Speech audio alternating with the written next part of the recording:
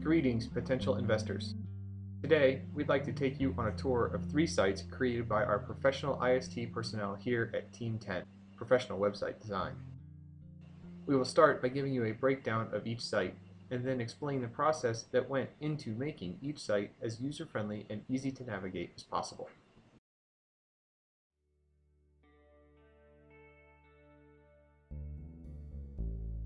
The Hallmark Museum of Travel History was constructed in beautiful Philadelphia, Pennsylvania, in 1988, and today stands as one of the largest travel-based museums in the U.S.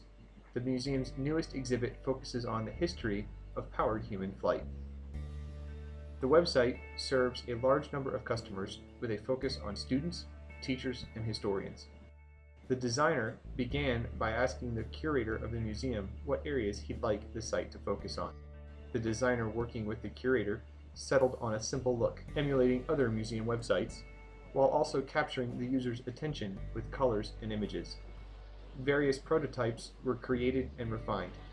The designer then used 5 design recommendations to further enhance the accessibility of the site. These included preventing user mistakes, making things visible, reducing the load on the user, making the separate areas distinguishable, using a minimalist design. Eventually, the design evolved into what you see now, a colorful and modern site with a clean and friendly look. If you ever find yourself in Philadelphia, make sure to stop by and take in the wonders of travel history.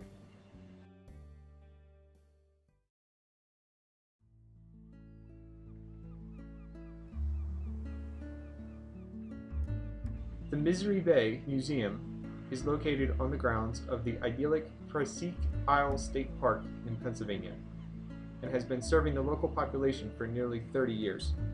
The museum focuses on naval history and has an exhibit dedicated to the Battle of 1812 in Lake Erie. The curator decided to emulate the design found on other historical sites, and so the designer set out to make the website a reality. As the design progressed, it was further refined by using the following design recommendations. The design should be flexible, the layout should be predictable, organization-based design rules should be used throughout the site, mappings should follow Norman's 7 principles. The site should contain a help section to aid navigation. Eventually, the site evolved into what you see now, complete with a range of eye-catching photography and easy-to-navigate layout. If you ever find yourself near the shores of Lake Erie, make sure to stop by and visit their museum.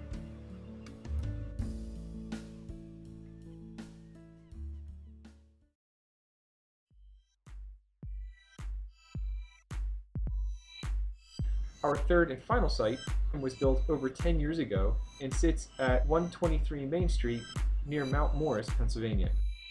The site details the development of computer technology with a primary focus on the 1970s.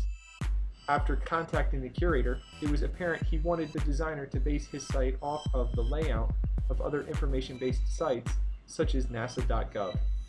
The site's main visitors would be those interested in computer history. From there, several simple prototypes were developed. Based on those prototypes, the designer refined the site using several key design principles, including a learnable interface, limiting the risk of seizures, making sure not to rush the user, giving them time to read everything, permitting easy reversal of mistakes and actions should the user end up on the wrong page, making sure the design was HTML 4.01 valid. By following these design principles, the site designer was able to further refine the prototypes into what you see now. Although the site may seem bare, it is quickly growing and is expected to soon become one of the most visited computer museum websites in the country. If you happen to find yourself near Mount Morris, make sure to stop on by or visit them on the web. By using human-computer interaction standards, each site was able to not only appeal to its target audience, but was also able to remain accessible to the general public. We hope you have enjoyed our tour. Thank you for watching.